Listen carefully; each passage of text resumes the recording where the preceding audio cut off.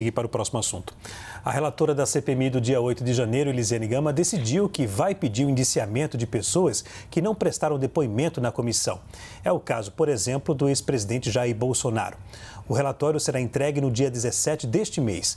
A senadora constrói a lista separando as recomendações de indiciamento crime por crime, entre eles o de tentativa violenta de abolição do Estado Democrático de Direito.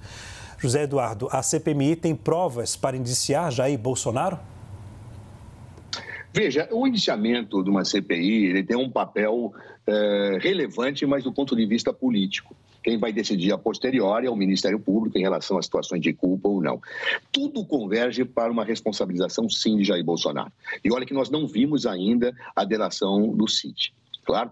Tudo converge, todos os atos, todas as circunstâncias, as situações que foram apuradas pela Polícia Federal. É quase que impossível dizer-se que uma pessoa que sempre defendeu ditadura, uma pessoa que defendia que as ordens judiciais fossem descumpridas, uma pessoa que jogou o povo contra o legislativo e contra o judiciário, uma pessoa que atacou as eleições abertamente, dizendo que se ele perdesse o resultado não valeria, uma pessoa que foi viajar e em silêncio, não reconheceu a vitória, errou, né, entre aspas, como diz o Caio, uma mensagenzinha incentivando os atos do dia 8, é impossível dizer que não existam, no mínimo, indícios de que ele atuou claramente na perspectiva do golpe. Portanto, se a CPI indiciar Jair Bolsonaro, terá feito a mais absoluta expressão daquilo que foi apurado.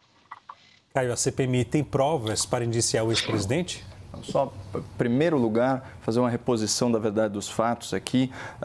Como é que é? O Jair Bolsonaro fez uma mensagem incentivando o golpe. Me fala como isso poderia acontecer, Zé, se a mensagem a qual você se referiu se deu no dia 10 de janeiro e não no dia 8 de janeiro. Na verdade, a manifestação oficial do ex-presidente da República foi de absoluto repúdio no próprio dia dos atos de invasão e depredação do patrimônio público.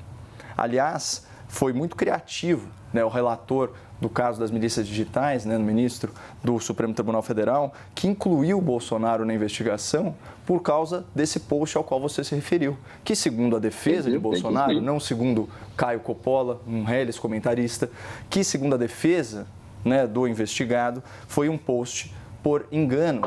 E essa justificativa é muito plausível. Por quê? Primeiro, porque há evidências de que ele estava hospitalizado e medicado. E segundo, porque o post vinha desacompanhado de qualquer tipo de legenda. E ele confundiu. Ele ia mandar para um aplicativo de mensageria, mandou para um aplicativo de rede social. Então, restabelecida a verdade dos fatos, né, e tirando aí palavras que foram colocadas na minha boca, perguntou se a CPMI tem provas para indiciar o Bolsonaro. Desde quando provas interessam, né, a condução dessa CPMI? Pouquíssimo. Pouquíssimo. Isso não passa de mais um teatro político, a exemplo do que aconteceu na tal da CPI da pandemia. Qual foi a conclusão?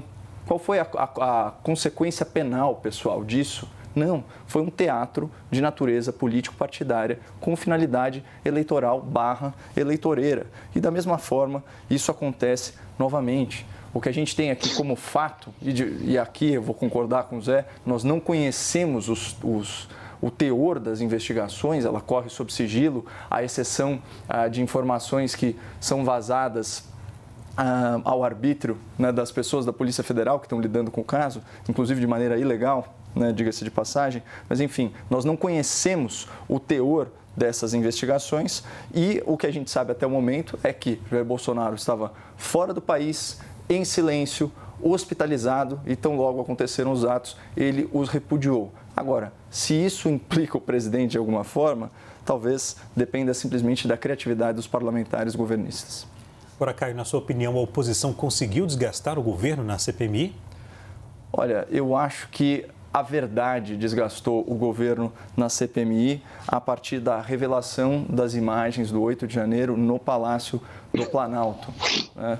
E o que mostrou foi o seguinte: o que nós temos aqui no Brasil?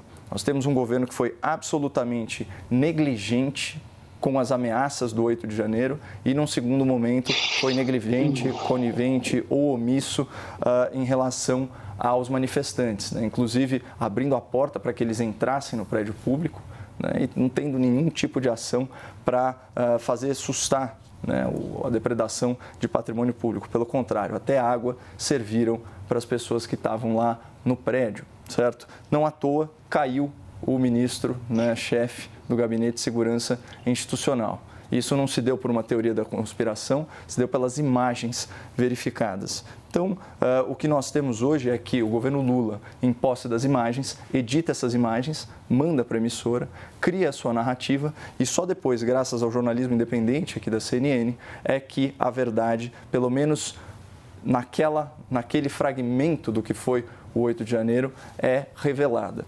Então, eu acho que nesse sentido, sim, a oposição teve algum sucesso em mostrar como que o governo Lula, obviamente, não engendrou o 8 de janeiro, mas foi negligente em relação a ele e tentou se beneficiar dele politicamente.